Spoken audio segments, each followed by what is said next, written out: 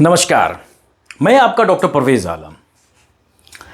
My dear friends, अभी हमारे देश में इलेक्टोरल बॉन्ड पर बहुत ही घमासान चला है, आपको पता ही है। तो किसी किसी के दिमाग में ये आ रहा होगा कि इलेक्टोरल बॉन्ड क्या है, हाँ, और इस पर यह विवाद कैसा है। जी हाँ, क्या सुप्रीम कोर्ट के फैसलों से यह विवाद का जो फंडा है क्या वो बदलेगा? माय डियर फ्रेंड्स, जरा ध्यान से वीडियो को देखना है तो समझ में आ जाएगा आपको। यह मामला सुप्रीम कोर्ट में तकरीबन 8 साल से ज्यादा वक्त से लंबित है और इस पर सबकी निगाहें इसीलिए टिकी है क्योंकि इस मामले का नतीजा साल 2024 में होने वाले लोकसभा चुनाव पर भी बहुत बड़ा असर डाल सकता है। इस मामले पर सुनवाई शुरू होने से एक दिन पहले 30 अक्टूबर को भारत के अटॉर्नी जनरल आर वेंकटरमणी ने इस योजना का समर्थन करते हुए सुप्रीम कोर्ट से कहा कि यह योजना राजनीतिक दलों को दिए जाने वाले चंदों में साफ धन के इस्तेमाल को बढ़ावा देती है। साथ ही अटॉर्नी जनरल ने शीर्ष अदालत के सामने यह तर्क दिया कि नागरिकों को उचित प्रतिबंधों के अधीन हुए बिना कुछ भी और सब कुछ जानने का सामान्य अधिकार नहीं हो सकता है।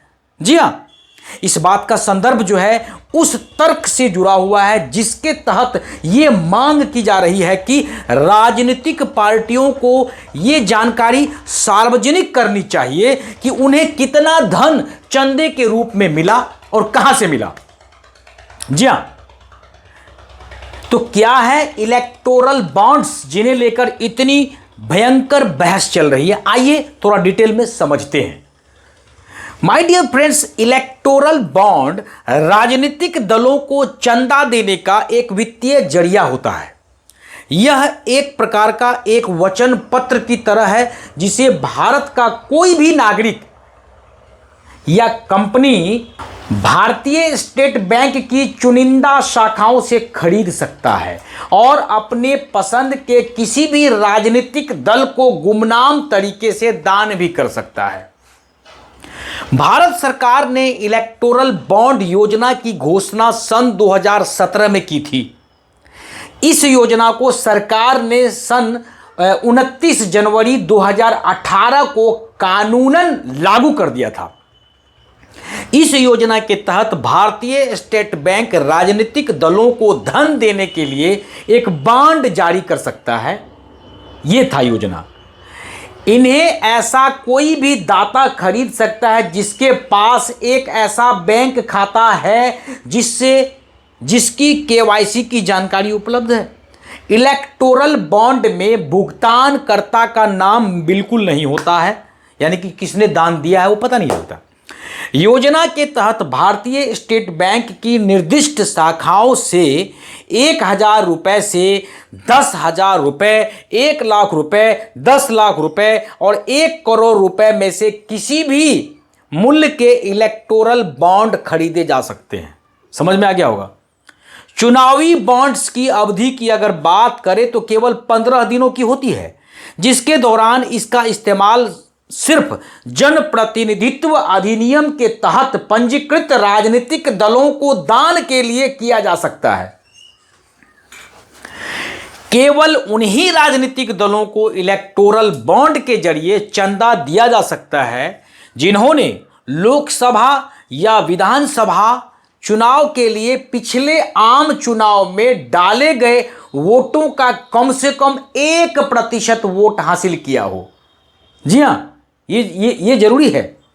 योजना के तहत चुनावी बॉन्ड जो है वो जनवरी, अप्रैल, जुलाई और अक्टूबर के महीनों में 10 दिनों की अवधि के लिए खरीद कर उपलब्ध कराए जाते हैं। इन्हें लोकसभा चुनाव के वर्ष में केंद्र सरकार के द्वारा अधिसूचित 30 दिनों की अतिरिक्त समय के दौरान भी जारी किया जा सकता है।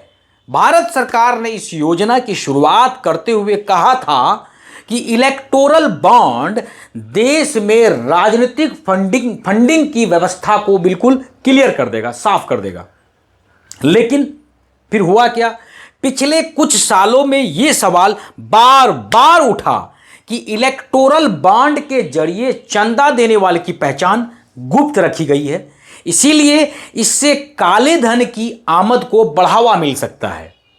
एक आलोचना यह भी है, यह योजना बड़े कॉरपोरेट घरानों को उनकी पहचान बताए बिना पैसे दान करने में मदद के लिए बनाई गई थी। इस योजना को चुनौती देते हुए सुप्रीम कोर्ट में 2 याचिकाएं दायर की गई है। समझो, पहली याचिका साल 2017 में एसोसिएशंस फॉर डेमोक्रेटिक रिफॉर्म्स और गैर लाभकारी संगठन कॉमन काज द्वारा संयुक्त रूप से दायर की गई थी, और दूसरी याचिका की अगर बात करें तो साल 2018 में भारतीय कम्युनिस्ट पार्टी, जिसको मार्क्सवादी कहते हैं, उन्होंने दायर की थी। सुप्रीम कोर्ट में दायर याचिकाओं में यह भी कहा गया है कि इस योजना की वजह से भारतीय और विदेशी कंपनियों द्वारा असीमित राजनीतिक दान और राजनीतिक दलों के गुमनाम फंडिंग के जो फ्लड गेट्स या बाढ़ के द्वार खुल जाते हैं, जिससे बड़े पैमाने पर चुनावी भ्रष्टाचार को वैध बना दिया जाता है। समझ में आ गया? अब देखो, याचिकाओं में यह भी कहा गया था, जो याचिका करता है, इलेक्टोरल बॉन्ड योजना की गुमनामी एक नागरिक के जानने के अधिकार का उल्लंघन करती है, उस अधिकार का जिसे सुप्रीम कोर्ट के पिछले फैसलों ने संविधान के अनुच्छेद 19(1)(a) के तहत अभिव्यक्ति की स्वतंत्रता का एक पहलू माना जाता है। जी हां, सुप्रीम कोर्ट के सामने उठाई गई एक चिंता यह है कि FCRA में संशोधन किया गया ताकि भारत में सहायक कंपनियों के साथ विदेशी कंपनियों को भारतीय राजनीतिक दलों को फंड देने की अनुमति दी जा सके। इस वजह से अपने एजेंडा रखने वाले अंतर्राष्ट्रीय लॉबिस्टों को भारतीय राजनीति और लोकतंत्र में दखल देने का मौका मिलता है। जी हां, याचिकाकर्ताओं ने कंपनी के अधिनियम 2013 में किए गए उन संशोधनों पर भी आपत्ति उठाई थी, उंगली उठाई थी, जो कंपनियों को अपने वार्षिक लाभ और हानि खातों में राजनीतिक योगदान का विवरण देने से छूट है। जी हां, इलेक्टोरल बॉन्ड योजना को बजट में डाल दिया गया था। चूंकि बजट एक मनी बिल होता है, तो राज्यसभा उसमें कोई फेरबदल कर ही नहीं सकता। यह बात भी बार बार उठाई गई कि चूंकि राज्यसभा में सरकार के पास बहुमत नहीं था, तो इस विषय को मनी बिल में डाल दिया ताकि उसे आसानी से पारित करवाया जा सके। तो क्या इलेक्टोरल बॉन्ड को मनी बिल के तहत पारित किया जा सकता था? यह भी सवाल उठता है। इस कानूनी सवाल पर सुप्रीम कोर्ट के संविधान पीठ जो है फिलहाल विचार नहीं करेगी, क्योंकि कब किस विधेयक को विधेयक नामित किया जा सकता है, इस बात पर 7 न्यायाधीशों की संविधान पीठ पहले से विचार कर रही है। अब देखो किसको कितना फायदा मिलता है। चुनाव निगरानी संस्था एसोसिएशंस ऑफ डेमोक्रेटिक रिफॉर्म्स यानी कि ADR की एक रिपोर्ट के मुताबिक 2016 से लेकर के 2017 और 2021 और 2022 के बीच 5 वर्षों में कुल 7 राष्ट्रीय दलों और 24 क्षेत्रीय दलों को चुनावी बॉन्ड से तकरीबन 9,188 करोड़ रुपए मिले थे। जी हां, इस 9,188 करोड़ रुपए में से अकेले सिर्फ और सिर्फ भारतीय जनता पार्टी की हिस्सेदारी अगर बात करें तो उसमें लगभग 5,272 करोड़ रुपए थी। किसके थी? बीजेपी वाले की, भारतीय जनता पार्टी की। यानी कि कुल इलेक्टोरल बॉन्ड के जरिए दिए गए चंदे का तकरीबन 58% बीजेपी को ही मिला। इसी अवधि में कांग्रेस को इलेक्टोरल बॉन्ड से तकरीबन 952 करोड़ रुपए मात्र मिला, जबकि तृणमूल कांग्रेस को 767 करोड़ रुपए मिले। समझ में आ रहा है ना फंडा? ADR की रिपोर्ट के मुताबिक पिछले वित्तीय वर्ष की अगर बात करें तो 2017-18 और वित्त वर्ष 2021-22 के बीच राष्ट्रीय पार्टियों को इलेक्टोरल बॉन्ड के जरिए मिलने वाले चंदे की रकम में 743% की वृद्धि हुई। वहीं दूसरी तरफ इसी अवधि में राष्ट्रीय पार्टियों को मिलने वाला जो कॉरपोरेट चंदा होता है वो तकरीबन मात्र 48% बढ़ा। एडीआर ने अपने विश्लेषण में यह भी पाया इन 5 सालों में से वर्ष 2019-20 जो कि लोकसभा चुनाव का वर्ष था उस समय, उसमें सबसे ज्यादा 3,439 करोड़ रुपए का चंदा इलेक्टोरल बॉन्ड के जरिए आया था। इसी तरह वर्ष 2021-22 जी हां, जिसमें 11 विधानसभा चुनाव हुए थे, राजनीतिक पार्टियों को इलेक्टोरल बॉन्ड के जरिए तकरीबन 2,664 करोड़ रुपए का चंदा मिला। जी हां, अब देखो चुनाव आयोग और आरबीआई की क्या राय है इस मामले में। साल 2019 में सुप्रीम कोर्ट के सामने दायर एक हलफनामे में चुनावी आयोग जो चुनाव आयोग है, चुनाव आयोग ने कहा था कि इलेक्टोरल बॉन्ड राजनीतिक फंडिंग में पारदर्शिता को खत्म कर देगा और इनका इस्तेमाल भारतीय राजनीति को प्रभावित करने के लिए विदेशी कॉरपोरेट शक्तियों को निमंत्रण दे सकता है। ठीक है, चुनाव आयोग ने यह भी कहा था कि कई प्रमुख कानूनों में किए गए संशोधनों की वजह से ऐसी शेल कंपनियों के खुल जाने की संभावना भी बढ़ सकती है जिन्हें सिर्फ राजनीतिक पार्टियों को चंदा देने के इकलौते मकसद से बनाया जाएगा।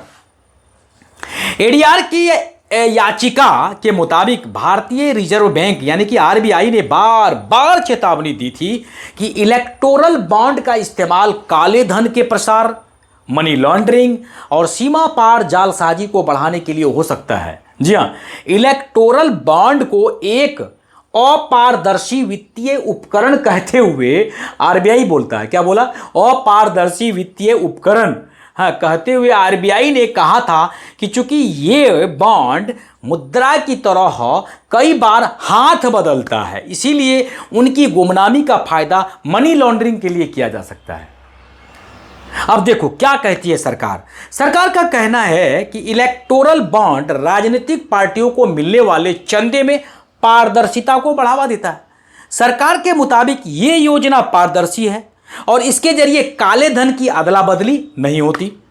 केंद्र सरकार ने सुप्रीम कोर्ट को कई मौकों पर बताया कि धन प्राप्त करने का तरीका बिल्कुल पारदर्शी है और इसके जरिए किसी भी काले या बेहिसाब धन को हासिल करना संभव नहीं है। यह कहते हुए कि यह योजना स्वच्छ धन के योगदान और टैक्स दायित्वों के पालन को बढ़ावा देता है। तो फिर अटॉर्नी जनरल और वेंकट रमनी ने कहा कि इस मसले को सार्वजनिक और संसदीय बहस के दायरे में छोड़ दो ना, वो संसद में बहस के दौरान देख लिया जाएगा। तो मैं आपको इलेक्टोरल बॉन्ड के बारे में बता रहा था। तो आई होप दोस्तों आपको शायद समझ में आ गया होगा कि इलेक्टोरल बॉन्ड क्या है, आखिर देश में कैसे राजनीति चंदा का जो फंडिंग होता है कैसे होता है। तो वीडियो कैसी लगी जानकारी दीजिएगा कमेंट में आके और अगले वीडियो का कीजिए इंतजार। जय हिंद, जय भारत।